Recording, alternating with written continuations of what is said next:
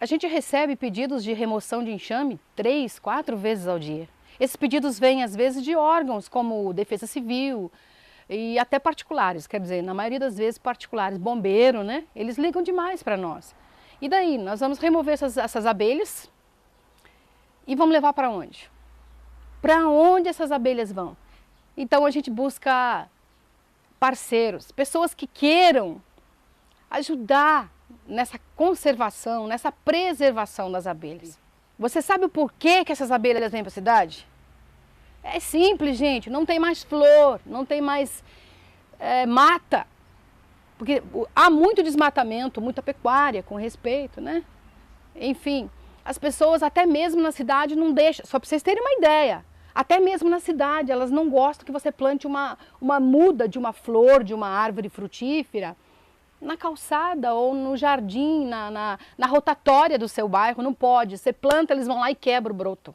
Da mesma forma como existe o êxodo rural das pessoas que vêm em busca de novas oportunidades na cidade, nós também temos um êxodo rural com as abelhas. Com a degradação das condições ambientais no campo, onde hoje só se encontra pastagem para vaca, a abelha enfrenta duas crises. A primeira é a crise da falta de alimentos e a segunda crise é a falta de moradia. Por isso, elas vão procurar um local novo para viver. E esse local novo para viver é a cidade. As abelhas estão passando fome, não têm o que comer no campo. É claro que essas abelhas vão para o lugar onde de repente elas vão buscar o néctar que elas precisam, que não é néctar, que é um fundo num copo de café, uma Coca-Cola, um refrigerante, um doce. Isso é grave, porque se nós não fizermos em prol das matas, em prol das abelhas, quem vai passar fome é quem? Somos nós, é a população. Se as abelhas acabarem, 80% dos seus alimentos somem da sua mesa. Então veja que a sua alimentação, a minha alimentação, a alimentação de toda a humanidade depende das abelhas. As abelhas não são reconhecidas como seres benéficos, como seres que ajudam os processos naturais, como seres que ajudam na produção de alimentos. Elas são vistas como assassinas, como ameaçadoras, como pragas, como invasoras e tudo mais que vocês possam imaginar. E o resultado é que as pessoas da cidade querem se livrar delas a qualquer custo. O trabalho do apicultor não é só salvar essas abelhinhas que estão aí na cidade, né? É também plantar. Todo apicultor tem um viveiro, mudas. Na minha casa mesmo é lotado de mudas, onde a gente depois, quando acha o local para colocar essas abelhinhas, a gente já leva algumas mudas, a gente leva sementes. E onde a gente pode, a gente está plantando.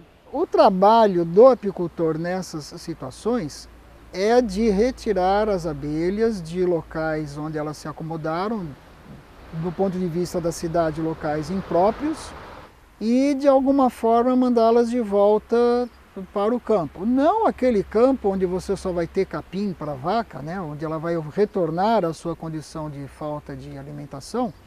Elas devem ser removidas para um local onde elas tenham o que comer. Daí, gente, essa necessidade da gente ajudar a preservar a mata natural, ajudar a natureza plantando árvores frutíferas, que antes dela dar fruta, ela dá flor, e dando flor, ela gera o alimento que a abelha precisa, que é o néctar. A abelha precisa da resina para fazer a própolis. Então, é um trabalho difícil encontrar um local para onde essas abelhas possam ser levadas. Elas também não são bem recebidas no campo, que é o lugar dela. Então ela é mal recebida na cidade e é mal recebida no campo também. O apicultor, ele precisa ter dois critérios. O primeiro critério é o critério de busca. Ele precisa buscar para a abelha locais onde elas sejam bem recebidas. Então ele tem que sair conversando com os proprietários rurais para ver qual irá aceitá-las. O segundo critério que o apicultor terá que ver é se para onde a abelha vai existir alimento ou uma pastagem apícola para que ela possa permanecer e não seja expulsa de lá pela fome.